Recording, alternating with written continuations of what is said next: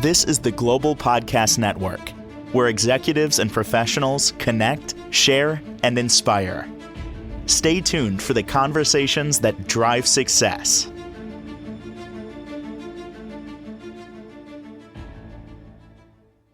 And welcome back, everyone. If you've got a pet, a dog or a cat, it's your family. You love them. You want the best for them. Imagine a place that is basically a complete pet company that loves the company of people and pets and helps with so many different things from boarding to training and so much more. I found that place. It's in Pennsylvania, near Pittsburgh, Misty Pines Pet Company and Dog Park. And here's the gentleman behind it all for many, many, many decades. Joining us today, Jeff Woods on the program. Hey, Jeff, how you doing? Very good, Steve.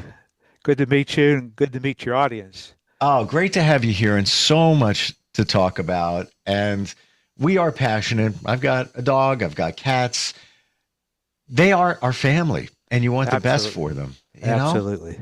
Absolutely. I want to ask you out of the gate, when it comes to dog training, are you really training the dog, or are you really mostly training their person? What's going on there? Steve, that's a very good question. It's a relationship between that human and that dog. So there are certain behaviors you can teach a dog, but as we teach people, that's more important. So people will drop their dogs off here for classes, private lessons, and various different things. But we can train the dog. Training the dog is the easy part of the business. It's training the people to think like a dog, not to anthropomorphize too much. And you can think like a dog. It's easy to train a dog. And there's skills, because dog training basically is just a skill, like playing the guitar or something of that effect.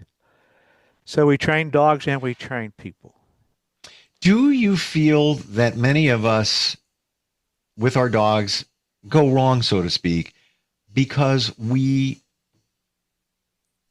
forget they're dogs? We think they're people and they're going to do what dogs do. We just need to adapt what we do essentially around them. Absolutely. Absolutely. So that can be an issue sometimes in so many ways. As I tell a lot of my clients, I said, listen, if you want to train a dog, you got to think like a dog. If you want to train a horse, you got to think like a horse. Sure. So certain animals think a certain way. And if you can study what makes them tick and how they think, then it's going to be easy to solve the problem.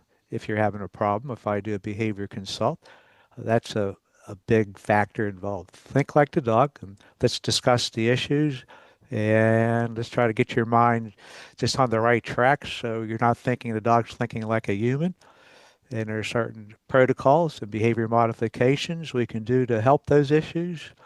In most cases, it helps vastly. What do you hear most from people when it comes to behavior and their dogs? My dog is out of control. Probably on behavior wise, it's probably, I would say, reactivity on a leash, where the dogs are very reactive, and probably a little bit of departure anxiety and separation anxiety. That came about through the COVID process, because lots of times people, obviously we're in lockdown, people got dogs, but nobody got their dogs out for environmental enrichment, exposures. People were with their dogs all the time, so they never taught their dogs how to have separation from them. That was difficult. So separation anxiety, we saw a lot of that after that, departure anxiety. So we had to put behavior modification protocols to teach those dogs how to be by themselves when the owners aren't home. So that's what we hear the most. Anxiety with the dog, separation, departure anxiety, reactivity, and aggression are probably the two main behavioral issues. And the rest is just obedience. So dogs sometimes are out of control because they don't know how to act. I mean, they're animals. The cool thing about dogs is there's so many different types of breeds, and they all have breed traits and characteristics, why they were developed. over the centuries and years. And if you don't teach a dog what to do, they have no other choice but to be who they are. So we have to convince the dog through training they don't need to herd the kids. They can come to you and they can sit and they can stay versus herding. They need to control that impulse. And some dogs that you see issues with have never learned to control their impulses. And their owners need to teach a dog through training how to have that impulse control by performing other behaviors. And when you teach a dog how to do another behavior instead of the behavior that's instinctive to them, the dog looks at you and says, holy heck, I didn't realize I was capable of doing this. Thank you very much. Because you reward the dog through lots of reinforcement. Pretty soon that should take precedence over the instinctive behavior they have really good at. Hmm. Um, is it okay to use treats as incentive when you're training a dog? Absolutely. Okay. Treats are really, really Because important. my dog is definitely treat motivated. He's like most dogs, but maybe Absolutely. not all, but he loves them. And that's the key ingredient, how to get over behavior problems. I consider food as a drug. It's just like ourselves. You got these unhappy dogs because of certain issues, when people aren't home, things of that nature. If your dog can eat, it's like ourselves. We eat because we need nourishment, but we eat also because we enjoy it. And the palatability of food is important. What makes you happier, lettuce or Dove chocolate, a pepperoni pizza or a raw ratty? So the palatability of treats is important when you're working with dogs, especially for difficult cases, because the higher the palatability of the food is, the more power we have as a human to convince our dogs to perform certain behaviors. Yeah, food, extremely important. Is it also reasonable to think that, okay, we have the treats and that's that, but should you get in the mode of praise or some other means to show the dog that you're happy or that's their reward? In other words, a dog does something and you're happy about it and you pet them. Should you also try and get into the mode of that being the treat? Absolutely. Hmm. So there's all types of reinforcement for a dog. So in our training classes, it is a food treat. So when you give a dog a food treat, you say good boy or good girl. That's a conditioned reinforcer. That's like using a clicker. It's a conditioned reinforcer. Sure. We have obstacle work, which is fantastic for reinforcing the dog.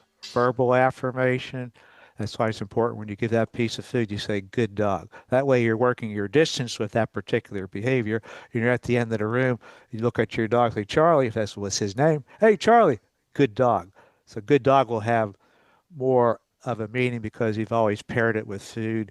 You've also paired it when you're praising the dog and petting it. Oh, you're such a good dog. Stay, good dog. So use that same tone of voice. At home, it could be a throw of a ball. Sit, stay, throw the ball. If your dog loves the ball, go get the ball. That's their reward. You could do like Hmm. tug. Dog's tugging. You're having fun with tug. Out. Dog gives it to you. Tell them to sit. Tell them to stay. Flip that tug toy all around the dog's head and in the front. You're such a good dog. Stay. Ready? Play. So, or tug, you would say like tug or put a verbal cue to it. So the tug would actually become a reward for a behavior such as sit, stay, or down, stay. A ride in a car. If your dog loves to ride, sit, stay, open up the hatch. Maybe you want to do a push-up. Down, sit, hop. Hop means to jump up in the car. Jumping up in the car is reward. Same thing walking your dog in the morning. Everybody walks their dog. Sit, stay, open up the door. You go out first. The dog has to hold that little sit, stay. Oh, you're such a good dog. Okay, let's go for a walk. That is a reward. So anything your dog really loves to do, likes to do, becomes part of your reward system. Hmm. Yep. So I'm in that situation. My dog loves to, you throw the ball. He's like, yeah, I'm on it. I'm on it. He doesn't give me the ball.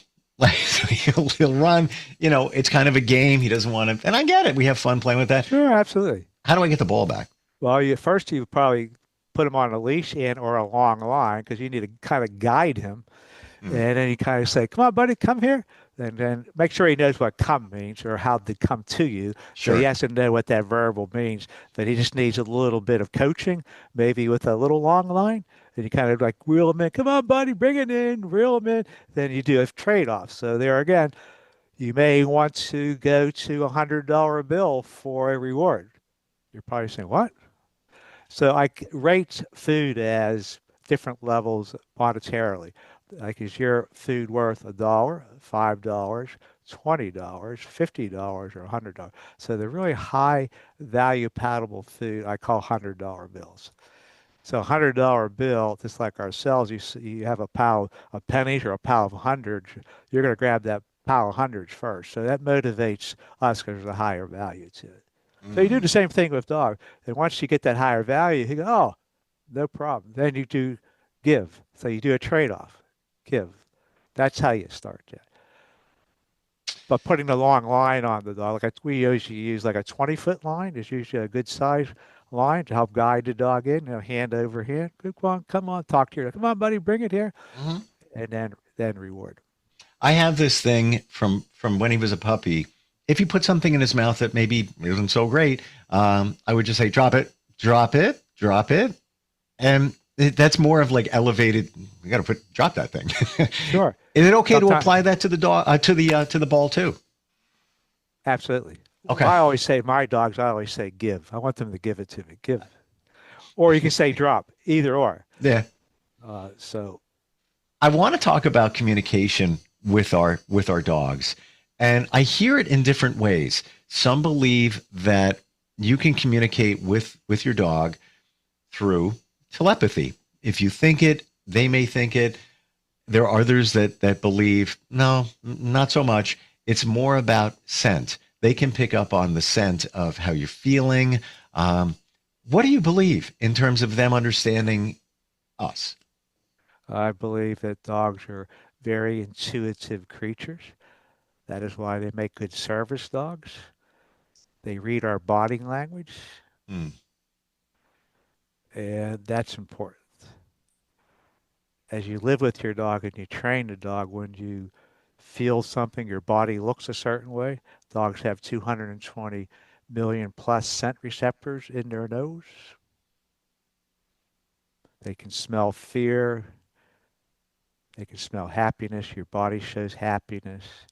Dogs are really good at reading humans' body language. That's why they do so well working with humans. We as humans sometimes we're not as good as reading dogs, their body language. That can be an issue. But dogs are very intuitive. Hmm.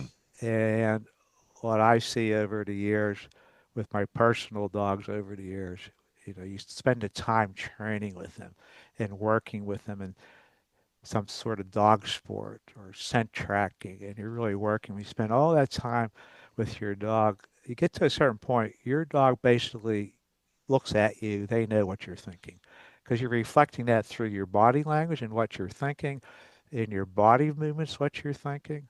So I do feel there's a lot of truth into what you said, Steve, about that. Dogs are awesome creatures. They really are. And it's just, I'm amazed every single day. Like just I am too. when you take that time to really be mindful and watch these animals and what they do. And I believe that we also forget that they have a job. They have a job. And their job, I believe also that you go take your dog, walk your dog, when he's sniffing trees and he goes to the bathroom or anything. That's part of their job. We just think, man, he's going outside to go to the bathroom. I'm going to bring him in. Right? I think, Right. You feel so? That's the greatest joy for a dog is sniff. So when you walk with your dog, there's like 10 different behaviors that go with walking. And one of them is they're walking really nice, either on a heel or a loose leash walk. Then you have them sit, good dog. Okay, go sniff. Dog go, yeah. Then you just kind of let the dog pull you along a little bit, not too much. That's their time to sniff. And that rewards like the good walk. Then maybe you want to call the dog back in. Okay, buddy, this way. Let's go back into our heel, or let's go back into your casual walking command. Let's go this way. Then you come up to a sidewalk and you want to have your dog sit, stay. Or you tell your dog, wait. Then you have to look both ways to see any cars are coming. Good dog. Okay, let's go for a walk. Let's cross the street. So yeah, sniffing and having dogs explore is important. I'm a big advocate, so I love the working dogs. They're my favorite because I Mm, love to work with the dog. And on our facility, fortunate we have 25 beautiful acres here. We have wow. trail and dog ponds, and I teach people how to run their dog and hike their dog. And people don't have the availability like of open space. I'm very fortunate that I have this. And I actually teach people how to run their dogs off leash and come when called. And when you do that with a dog and they're Oh, sniffing and having fun and they're still responding to what you have to say and they're sniffing and running, it's like your relationship like really builds. And I always tell a lot of people, I said, a dog is not a dog to you. Hike with your dog, give them the opportunity to just explore the environment with you. ooh. And that just builds such a bond. Now, mind you, not all dogs are capable of doing that well, but most dogs are. Like certain breeds have a tendency, like a hound, to just take a scent and they can go a couple miles away. So if you have a hound, sometimes you have to put a tracking collar on them, which they make nice collars where you know how far away your dog is from you, and you can track them. Some dogs are more difficult, but the majority of house dogs today, I always recommend, hey, just hike with your dog. Or Mm. if you have a little toy breed, be really careful with that because there's too many avian predators out there that might just pick your little dogs off. But for the most part, most dogs, if it's the right breed, I always recommend people to hike, and that actually solves a lot of issues because lots of times dogs are just bored. And like you said earlier, dogs need work to do, and that's a good piece of work is hiking. I've heard too that if dogs at home all day, maybe you're at work, whatever it might be, that they always need something to chew. You need to leave them something to chew. Is that true? Somewhat, dogs when they are at home, there's a lot of rest a dog does in a day, so they need a lot of rest time. I think they should have something to chew. At least they have a choice to go chew something. And the younger the dog, obviously, probably the more they need to chew because they're cutting teeth and you're trying to teach them how to use a crate and be happy in the crate. Sure. But as they get older, yes, I know my personal dogs at home, they have bones in their kennel where they stay when I'm not home. Because I have 6 dogs and they'll have their own little spots. They have their own little apartments. It's pretty cool. They have their beds there. They have indoor, outdoor doors. They can go in and out on themselves. So they have a lot of free choice. But there's bones there too. In case they get bored, they want to chew on a bone a little bit. They have that there also. How did this all happen for you, Jeff? This is decades. If I'm right here, 5 decades that you've been doing this and created Misty Pines in Pennsylvania. Where did your affinity for dogs begin? Well, it began when I was a young child. My father was a veterinarian. My mom and dad had 6 kids. My older brother had asthma to allergic to dogs and cats. I was the second son. We had 4 boys and 2 girls. I was the second son. And at that time, that was quite a few years ago. And my dad was a large animal veterinarian and small animal, but where we lived, there was more farms. So I used to go with him to all the farms and got to see the horses and the pigs and help them deliver calves and things when I was little. And I just thought nothing of it. I helped him operate. We had operations. I had to put boxes up by the operating table so I could be taller. And I just became part of Mm. helping my dad dealing with the animals. That's how it all started. And then as I got older, and I got my own dogs and trained them for different types of work. And then I enjoyed that. And when I was going to college, a fella called me. He goes, Jeff Woods, this is Don Matthews. I'm calling you. I'm a paraplegic. I have this Doberman Pinscher. His name is Wookie. I'm having a heck of a time training him. Would you be able to come over and help me train my dog? I said, Don, I said, why did you call me? Because I talked to my friends and they said, I thought said to me, they thought that I was pretty good with dogs. That's why I'm calling you. And I said to him, I said, well, thank you for that. I'll got his address, and we talked a little bit more about what he wanted to do with Lukey, this big Doberman Pinscher, and I went to visit him. He was a pretty cool guy. Him and his wife raised cockatiels and hand-fed them, and we got to training Lukey, that dog, and that's how I got started. And word started getting out, and people started calling me, and it grew from there, Steve. The dog training business, and then I went through the school and got some property, got a house, built a kennel, and it started out very, very small, and the business just grew in different phases over the years. If 20 years ago or 30 years ago, if you told me I was going to be in the spot I am today, I would have said, "You're nuts. That's not going to happen." But I love to have passion for what I do, and I still have passion for what I do a lot. And to be honest with you, I tell my staff this, and I have a great staff, Steve, but I say, I've been at this 50 years, but I feel like I'm just starting out. There's so much more to do and to learn about what we do in this field, and I'm fortunate to be in this field. I feel your passion in a different way. I've been doing what I've been doing here, going on 50 years. Wow. I started when I was literally a kid. Congratulations. There you go. Right back at you. And I feel the same way. It's like, it's a new beginning. Every day is something fresh. I don't look at it as like, oh, wow, another day at the job. No, every day is exciting. It's something new that you never know what you're going to encounter. Yes, for sure. And that for me is people like you feeling your passion and your view of pets and animals and just learning and sharing with others. It's amazing. And I got to tell you, how many places that focus on dogs and training and boarding also support cats. Not many out there like that. Beautiful.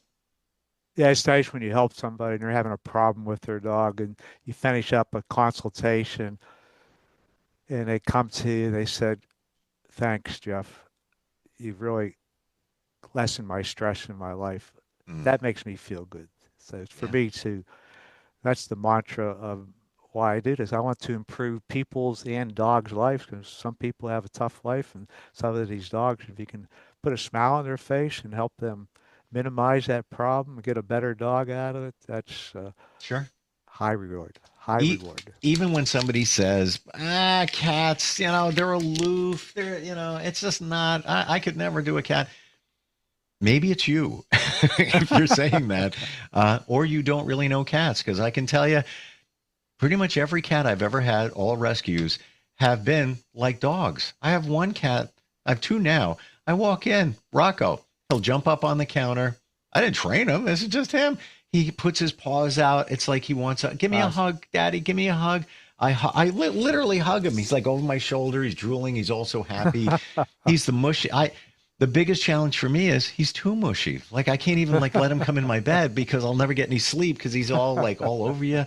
But the sweetest and obedient. If I'm they're in a room and I'm going to eat or something like that, I'm like out, and they just scurry out, no problem. It's like having a dog. It's amazing, but people don't, unless you don't know. It's just spending that time with an animal.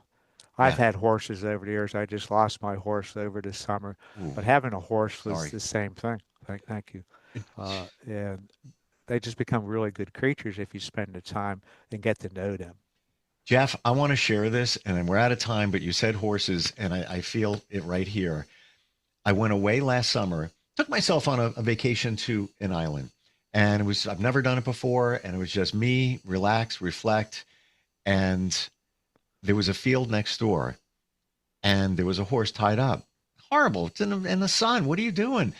And I go over there, and I gave him water, and I gave him whatever I could feed. I had some lettuce and banana, whatever. And I looked in that horse's eyes.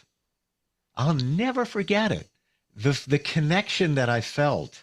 And then I went back, later that day and the next day, and he was all tied up in his line with rebar. He couldn't even move his head a foot.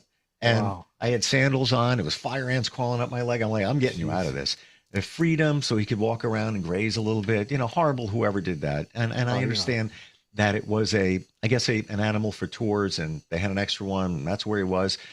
But the connection, and I've always often heard they're very intuitive, very smart. They've got you figured out before you even show up. I understand it and I get it now, and I need to find me a horse. Not to have, can't do that, but just go to a stable and just be in a horse's presence. We look at them as work animals. They're so much more. And I believe you get that. You understand that. Yeah, yeah, for sure. And I learned a lot about fear because you deal with a lot of fear with dogs. And the horse is the prey animal, so they live under that a predator is always going to get them. So by knowing that about the horse helped me with the dogs. Wow. So I learned a lot from each animal that you work with. And horses are just phenomenal creatures themselves. It is just, there's again that connection. Looking in its eyes, it's like, I got you, you got me. Yep, got my back, I got your back. And I made a new friend. And by the way, I went to go pet him on his back, and he just like shrugged. I'm like, well, I get you. You know, I'm in your space. I understand. You sent that message. Wonderful talking with you, Jeff. I know you can do things virtually, and of course you have everything, from the dog park and so much more just outside of Pittsburgh. How do we learn more about you? What's your website? Well, the website is mistypinespetcompany.com. Gotcha. And the phone number, just call the office. If you want to do a virtual, they'll give you the number and give you all the details of how to do a virtual session. If you're too far away, we'd love to have everybody come to us. Obviously, that's not always the case. Or give us a phone call, 412-364-4122 is the office number. So they can give the office a call, and they can direct how to get onto the lessons, either here or either the virtual, and get all the details on that. I have a great staff, so they'll help you out a lot. I can sense that in you right away, and there's no way that you even look close to doing this for 50 years. Well, neither do you, Steve, so good to see you. Yeah, there's another one for us there. Great talking with you, Jeff. Looking forward next time we get together. This is the Global Podcast Network, where executives and professionals connect, share, and inspire. Stay tuned for the conversations that drive success.